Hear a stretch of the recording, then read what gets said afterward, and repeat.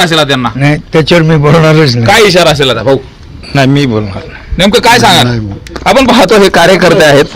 कर्जत जामखेडच्या बाबतीतला सुद्धा या ठिकाणी उल्लेख केला गेला. विशेष म्हणजे आष्टी मतदारसंघ हा मोठा मतदारसंघ आहे, ज्या मतदारसंघामधून खासदार बजरंग सोनवणे यांना लीड देण्याचं काम केलं गेलं होतं. आणि विशेष म्हणजे त्याच मतदारसंघामध्ये निष्ठेनं काम करणाऱ्या जे काही राष्ट्रवादी शरद पवार गटाचे कार्यकर्ते आहेत, माजी आमदार आहेत, यांना डावललं गेल्यामुळं संतापाची लाट आहे. त्याचबरोबर 150 पदाधिकाऱ्यांनी राजीनामा सुद्धा दिलेला आहे. एवढंच नाही तर या आष्टी पाटोदा शिरूर या मतदारसंघाला लागूनच असलेला कर्जत जामखेड मतदारसंघ, जिथं रोहित पवार उभा राहणार आहेत, त्या मतदारसंघावरती सुद्धा परिणाम केला जाईल.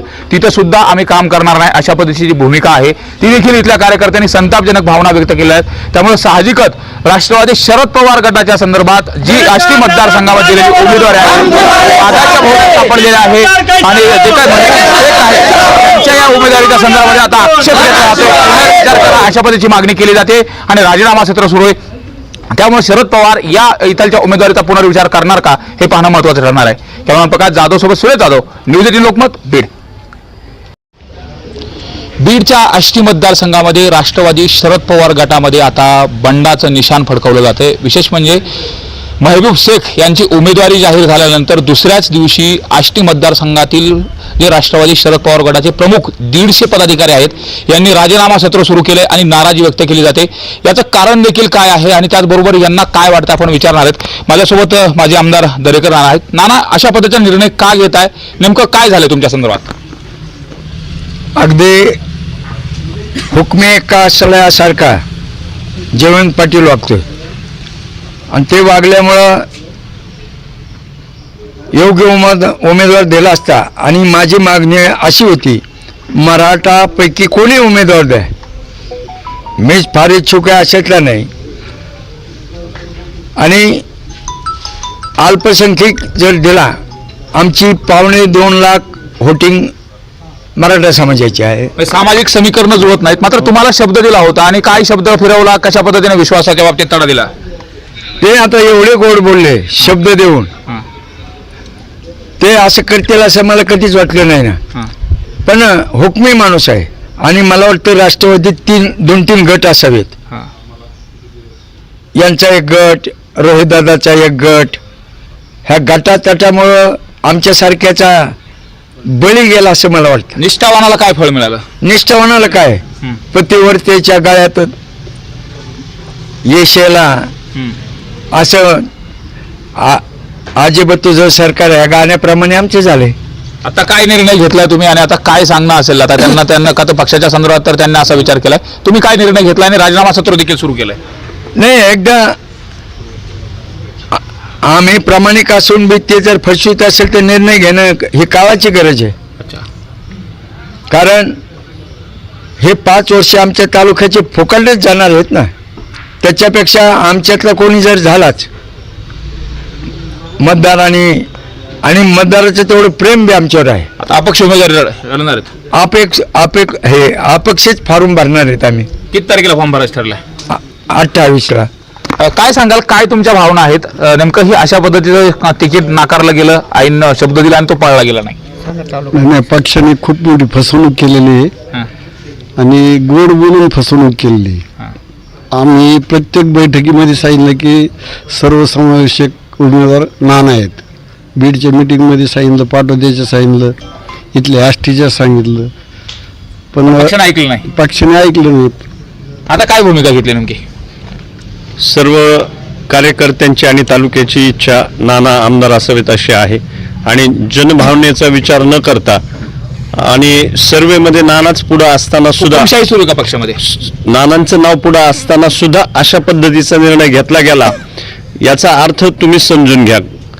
नेमकी आता कशा पद्धतीनं तुम्ही निवडणूक लढवणार आहेत आणि आष्टी मतदारसंघाचं गणित कसं आहे आणि राष्ट्रवादी शरद पवार गटाकडनं जे महबूब शेख यांना उमेदवारी दिली त्यांच्या संदर्भात नेमकं तुमची नाराजी काय? महबूब शेख यांच्याबद्दल आमची नाराजी नाही. पक्षाने जरी त्यांना उमेदवारी दिली असली तर जे 14-15 इच्छुक उमेदवार होते त्यांना विश्वासात, असे पवारसाहेब सुद्धा म्हणले होते, जयंत पाटील म्हणले यांना विश्वासात घेऊन आम्ही उमेदवारी जाहीर करू. परंतु पक्ष स्थापनेपासून दरेकर नाना पवारसाहेबाबरोबर आहेत. त्या पवारसाहेबामुळे 99ला मुंडे साहेब तिकीट देत असताना पवारसाहेबाच्या प्रेमासाठी नानांनी तिकीट नाकारलं आणि त्यांनी स्वतःची आमदारकी गमावली आणि त्याची परतफेड म्हणून पवारसाहेबांना संधी होती की नाना बाबतीत या तालुक्यामध्ये अतिशय सुंदर वातावरण होतं की नाना 50,000 निवडून येणार होते, परंतु पक्षामध्ये गटतट आहेतच, परंतु पवारसाहेब असतील किंवा जयंतराव पाटील असतील, कधी कधी कार्यकर्त्याला काही दिलं नाही तरी चालतं, पण कार्यकर्त्याशी बेईमानी करणं ही जयंत पाटलांनी आणि या पक्षाने काम केलेलं आहे. आणि म्हणून हा पक्ष कुठेतरी मॅनेज होऊन अशा पद्धतीचे उमेदवार देतो का काय हा प्रश्न सुद्धा या मतदारसंघामध्ये निर्माण झालेला आता आहे. तुम्ही राष्ट्रवादीचा जो दिलेला उमेदवार आहे त्याचं काम करणार आहेत का नेमका तुम्ही राजीनामा देऊन टाकलेला आहे का?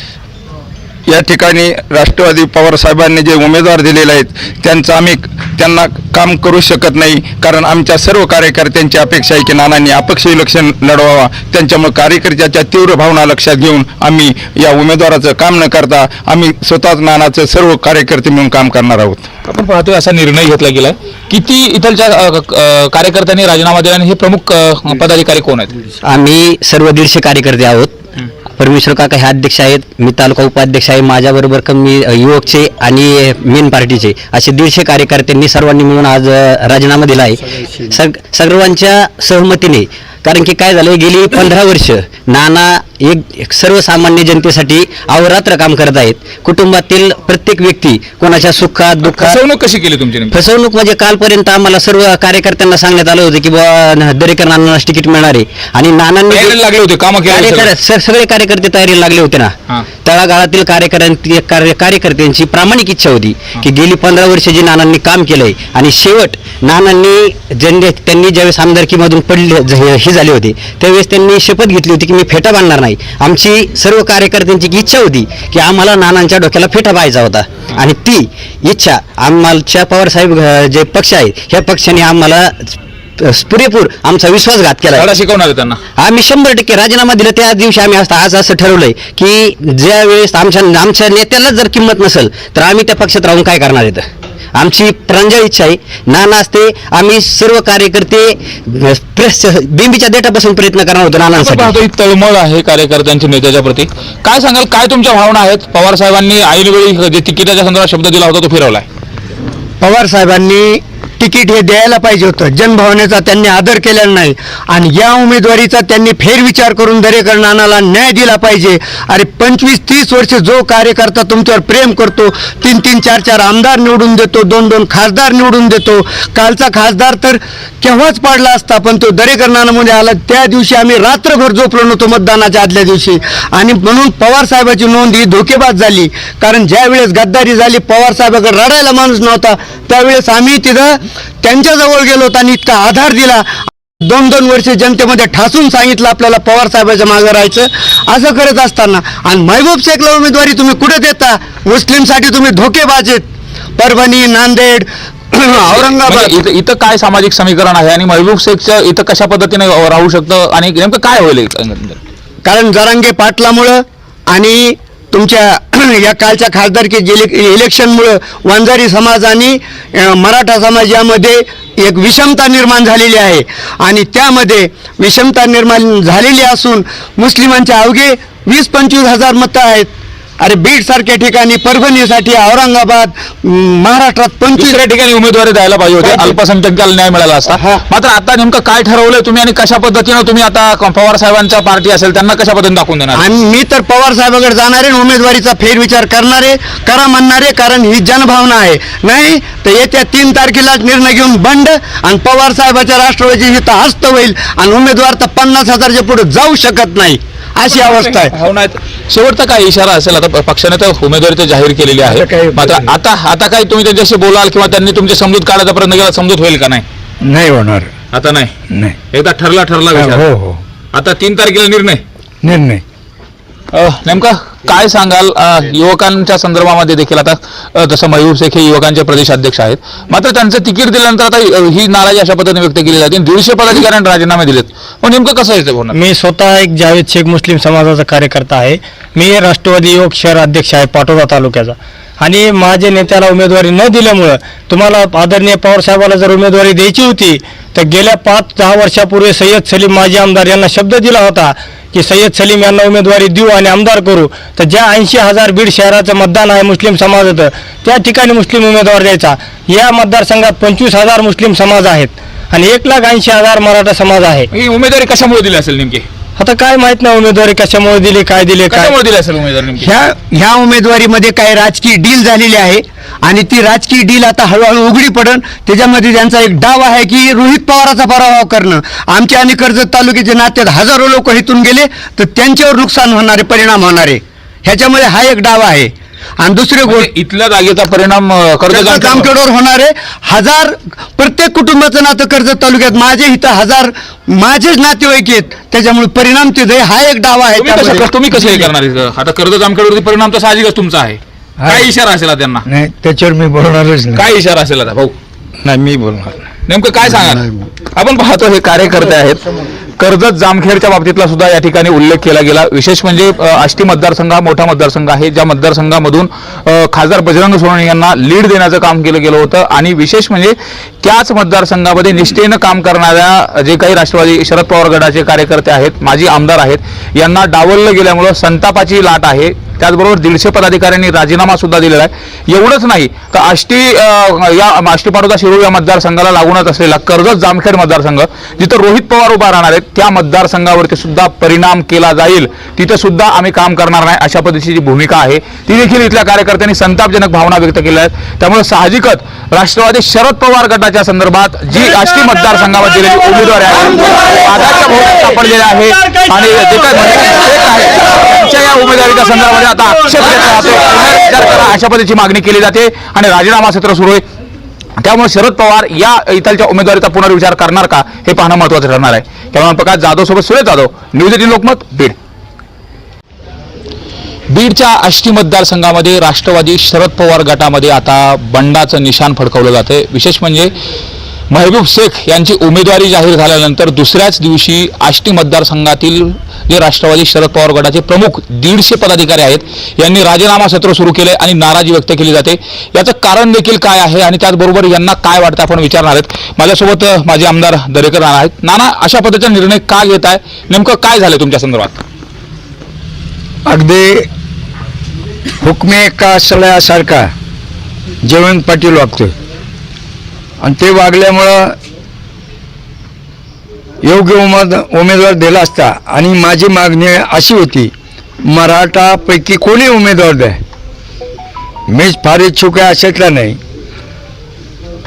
आणि अल्पसंख्यक जर दिला, आमची 2.25 लाख व्होटिंग मराठा समाजाची आहे. सामाजिक समीकरण जुळत नाहीत. मात्र तुम्हाला शब्द दिला होता आणि काय शब्द फिरवला, कशा पद्धतीने विश्वासाच्या बाबतीत तडा दिला?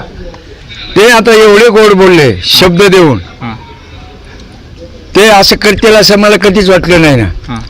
पण हुकमी माणूस आहे आणि मला वाटतं राष्ट्रवादीत 2-3 गट असावेत. यांचा एक गट, रोहितदादाचा एक गट, ह्या गटातटामुळं आमच्यासारख्याचा बळी गेला असं मला वाटतं. निष्ठावानाला काय फळ मिळालं? निष्ठावानाला काय, पतिवर्तेच्या गाळ्यात येशेला असं अजिबात तुझं सरकार या गाण्याप्रमाणे आमचे झाले. आता काय निर्णय घेतलाय तुम्ही आणि आता काय सांगणं असेल आता त्यांना का तर पक्षाच्या संदर्भात तर त्यांनी असा विचार केलाय, तुम्ही काय निर्णय घेतलाय आणि राजीनामा सत्र देखील सुरू केलंय? नाही, एकदा आम्ही प्रामाणिक असून बी ते जर फसवीत असेल तर निर्णय घेणं ही काळाची गरज आहे. कारण हे 5 वर्ष आमच्या तालुक्याचे फुकटच जाणार आहेत ना. त्याच्यापेक्षा आमच्यातला कोणी जर झालाच मतदारांनी आणि मतदाराचं तेवढं प्रेम बी आमच्यावर आहे. आता अपक्ष उमेदवारी लढणार आहेत? अपक्षच फारून भरणार आहेत आम्ही. किती तारखेला फॉर्म भरायचं ठरलाय? 28ला. काय सांगाल, काय तुमच्या भावना आहेत? नेमकं ही अशा पद्धतीचं तिकीट नाकारलं गेलं, आईनं शब्द दिला आणि तो पाळला गेला नाही. नाही, पक्षाने खूप मोठी फसवणूक केलेली आहे आणि गोड बोलून फसवणूक केलेली. आम्ही प्रत्येक बैठकीमध्ये सांगितलं की सर्वसमावेशक उमेदवार नाना आहेत. बीडच्या मिटिंगमध्ये सांगितलं, पाटोद्याचं सांगितलं, इथल्या आष्टीच्या सांगितलं, पण पक्षाने ऐकलं नाही. पक्षाने ऐकलं नाहीत. आता काय भूमिका घेतली नेमकी? सर्व कार्यकर्त्यांची आणि तालुक्याची इच्छा नाना आमदार असावेत अशी आहे आणि जनभावनेचा विचार न करता आणि सर्वेमध्ये नानाच पुढे असताना सुद्धा हुकुमशाही सुरू का पक्षामध्ये? नानांचं नाव पुढे असताना सुद्धा अशा पद्धतीचा निर्णय घेतला गेला याचा अर्थ तुम्ही समजून घ्या. नेमकी आता कशा पद्धतीने तुम्ही निवडणूक लढवणार आहेत आणि आष्टी मतदारसंघाचं गणित कसं आहे आणि राष्ट्रवादी शरद पवार गटाकडनं जे महबूब शेख यांना उमेदवार दिली त्यांच्या संदर्भात नेमकं तुमची नाराजी काय? महबूब शेख यांच्याबद्दल आमची नाराजी नाही. पक्षाने जरी त्यांना उमेदवारी दिली असली तर जे 14-15 इच्छुक उमेदवार होते त्यांना विश्वासात, असे पवारसाहेब सुद्धा म्हणले होते, जयंत पाटील म्हणले यांना विश्वासात घेऊन आम्ही उमेदवारी जाहीर करू. परंतु पक्ष स्थापनेपासून दरेकर नाना पवारसाहेबाबरोबर आहेत. त्या पवारसाहेबामुळे 99ला मुंडे साहेब तिकीट देत असताना पवारसाहेबाच्या प्रेमासाठी नानांनी तिकीट नाकारलं आणि त्यांनी स्वतःची आमदारकी गमावली आणि त्याची परतफेड म्हणून पवारसाहेबांना संधी होती की नाना बाबतीत या तालुक्यामध्ये अतिशय सुंदर वातावरण होतं की नाना 50,000ने निवडून येणार होते. परंतु पक्षामध्ये गट तर आहेतच, परंतु पवारसाहेब असतील किंवा जयंतराव पाटील असतील, कधी कधी कार्यकर्त्याला काही दिलं नाही तरी चालतं, पण कार्यकर्त्याशी बेईमानी करणं ही जयंत पाटलांनी आणि या पक्षाने काम केलेलं आहे. आणि म्हणून हा पक्ष कुठेतरी मॅनेज होऊन अशा पद्धतीचे उमेदवार देतो का काय, हा प्रश्न सुद्धा या मतदारसंघामध्ये निर्माण झालेला आता आहे. तुम्ही राष्ट्रवादीचा जो दिलेला उमेदवार आहे त्याचं काम करणार आहेत का नेमका तुम्ही राजीनामा देऊन टाकलेला आहे का? या ठिकाणी राष्ट्रवादी पवारसाहेबांनी जे उमेदवार दिलेले आहेत त्यांना काम करू शकत नाही, कारण आमच्या सर्व कार्यकर्त्यांची अपेक्षा आहे की नानांनी अपक्ष इलेक्शन लढवावा. त्यांच्यामुळे कार्यकर्त्याच्या तीव्र भावना लक्षात घेऊन आम्ही या उमेदवाराचं काम न करता आम्ही स्वतःच नानाचं सर्व कार्यकर्ते मिळून काम करणार आहोत. आपण पाहतोय असा निर्णय घेतला गेलाय.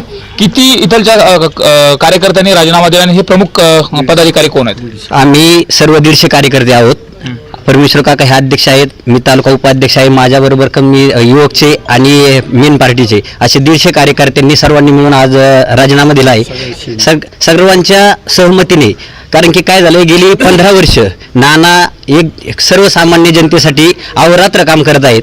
कुटुंबातील प्रत्येक व्यक्ती कोणाच्या सुखात दुःखात. फसवणूक कशी केली तुमची नेमकी? फसवणूक म्हणजे कालपर्यंत आम्हाला सर्व कार्यकर्त्यांना सांगण्यात आलं होतं की बाबा दरेकर नानांना तिकीट मिळणार आहे आणि नानांनी तयारीला लागले होते, कामं केली. सगळे कार्यकर्ते तयारीला लागले होते हा. ना. तळागाळातील कार्यकर्त्यांची प्रामाणिक इच्छा होती की गेली 15 वर्ष जे नानांनी काम केलंय आणि शेवट नानांनी त्यांनी ज्यावेळेस आमदारकीमधून हे झाले होते त्यावेळेस त्यांनी शपथ घेतली होती की मी फेटा बांधणार नाही.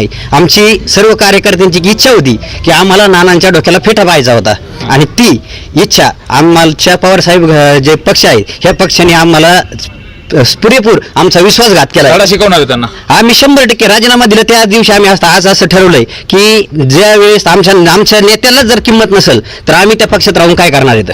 आमची प्रांजळ इच्छा आहे नाना असते आम्ही सर्व कार्यकर्ते बिंबीच्या देठापासून प्रयत्न करणार होतो नानांसाठी. पाहतो ही तळमळ आहे कार्यकर्त्यांच्या नेत्याच्या प्रती.